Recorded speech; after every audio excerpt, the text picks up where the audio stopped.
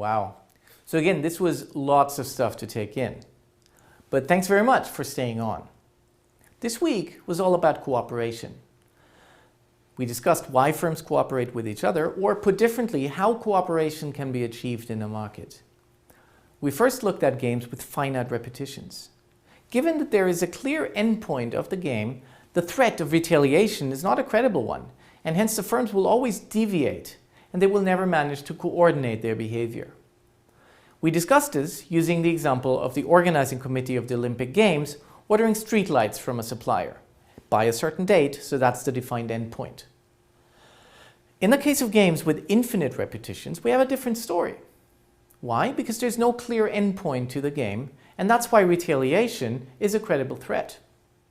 So therefore, aspects such as the likelihood that the game goes on, the relative value from deviating once compared to cooperating forever, the interest rate, the number of competitors in the market, and the degree of punishment for deviating all play a role in determining cooperation.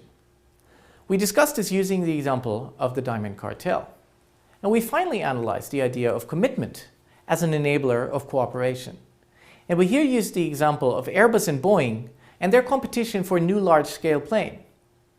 So all of this is highly relevant to understand real market dynamics, and it's going to help us move on throughout the course.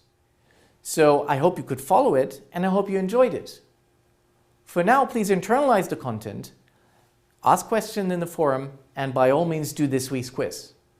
So that's all from me for now. Do have a good time, and I hope to see you back next week. Cheers for now.